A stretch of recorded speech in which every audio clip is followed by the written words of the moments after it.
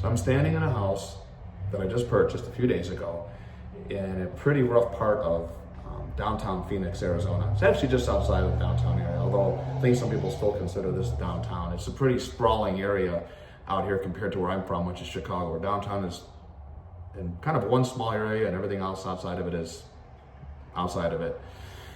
Anyway, my plan is to do some real major work to this house. It was built in 1917, and my plan is to keep a lot of the 1917 heritage, but also restore it properly. This house has been cut up and chopped up into different sections, and it's gonna need a lot of TLC. Either that or a good fire, but I think TLC is what we're gonna do to this thing, bring it back to life and breathe some new life into it as well. So I'm gonna take you on a tour of the house outside, and then I'll bring you inside of it. And over the next 6 months to a year, I will bring you along as it progresses. So I'm standing out in the front yard right now, and you can see the whole front yard needs some significant cleanup. So the basic house was built in 1917. This part of it right here, this lean-to, I'm quite certain was added on at some point. So here's the outside, and bring you back around to the backyard. It's actually got a fairly significant lot size for being in the city.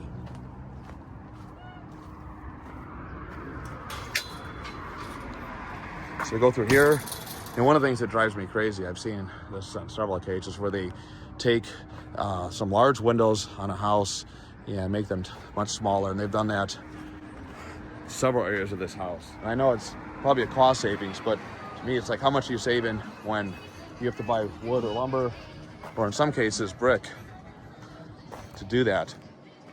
So here's the backyard. I said there's a lot of potential here. The story that I got, I met the seller of this house directly, and the story that I got from him was that the person he purchased it from was going to use this as an auto repair shop, and then have the house as his garage. So we've got these, what was started out as a car lift.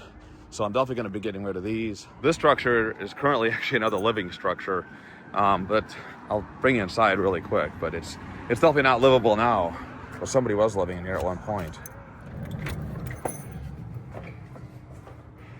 So you can see the living area has on this outbuilding, has a little kitchen. It's like a little studio apartment almost. Bathroom. And my thought is to take this down and make put a garage back here. And the outside of the house, this building out here, I thought it was like an outhouse at first. I noticed there was gas supply piping running into it, and opened it up, and it turns out it is a water heater is in there.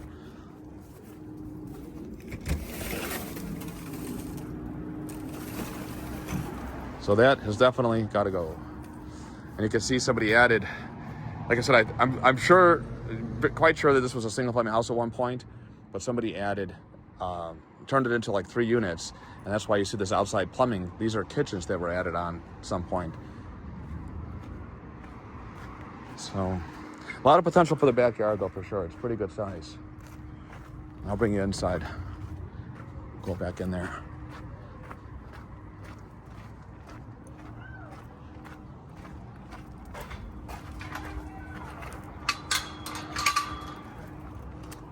I like to try to save the porch and rebuild it, because I think that's a pretty important part to this house's heritage. So going inside, you've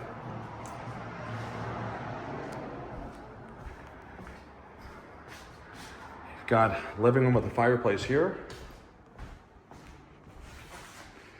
Another little like living area here, so where those small windows are at. My thought is to take this wall down and this one down, as well as this wall here between the main area and the added on kitchen. Make this one nice big open area. Get rid of this bathroom that's here. Again, this was added on at some point. I apologize about the dark video. There's no power in this house yet. That's coming tomorrow. But I didn't know if I would be able to make it down here to shoot this. So I'm doing it now as best I can. So over here, you've got a closet.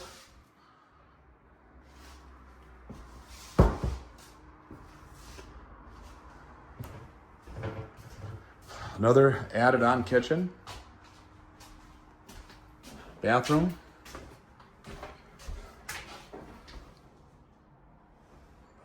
It definitely needs a little bit of cleaning, to say the least. Attic.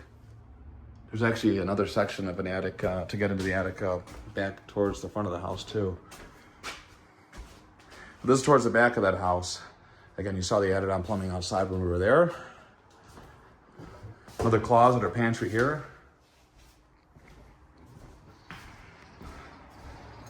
And so this is where this part of the house stops. Again, I think somebody turned this into 2 or 3 units. I think, like one unit was over here. This must have been divided up at some point.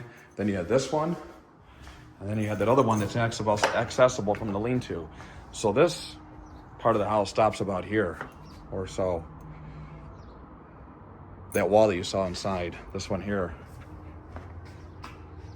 stops right about here, right about just beyond this light.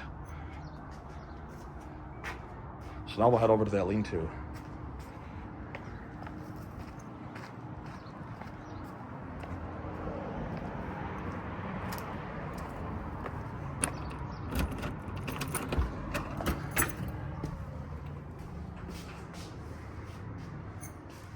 So this is going back, okay, to give you some perspective on where we're at, this is the lean-to. Everything from this wall on is part of the original house. You can see it's still got some of the original 6-panel doors. Jack and Jill bathroom. That leads over to the kitchen. And I think this might have been where the kitchen was originally. It's got original, at least really old, very original looking cabinets, and plus the location I think is where the kitchen would have been at this point.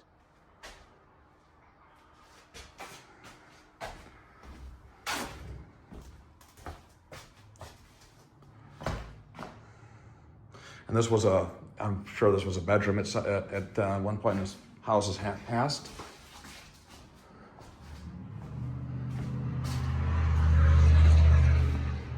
Back into the lean-to.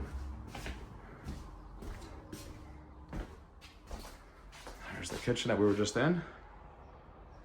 And this is another, I think they were probably using this as a bedroom. This house has now been lived in at least 8 years. It might have been, I think it was rented out last in 2017. So it's been not lived in for almost a decade now.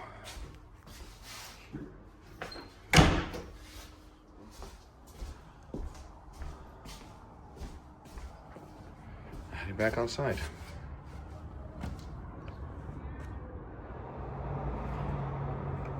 So that's pretty much it. Like I said, I just want to give a quick walkthrough.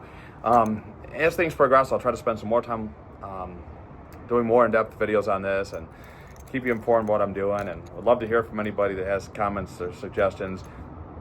I'm working with an architect that I've worked with for quite a long time. He actually did my house back in Chicago, as well as another house property that I have in Chandler, Arizona. And now we're working on this one together. So I'm pretty excited. I'm going to try to hire as many local people as I can. There's a fire department right down the street, and a lot of firemen and firewomen have side jobs, so I'm hoping I can see if any of them have jobs doing carpentry or anything like that. I've got a friend out here that does electrical work. He's a licensed electrician. I'm a licensed plumber, so we've got those 2 things handled, plus the architect. So I need a few more trades, and we'll get this thing rolling before too long, hopefully. I don't know how the permit process is out here. When I was doing my house in Chicago, it took a couple months just to be allowed to start breaking ground. Hopefully it's not the same here, but gonna find out soon. Thanks so much.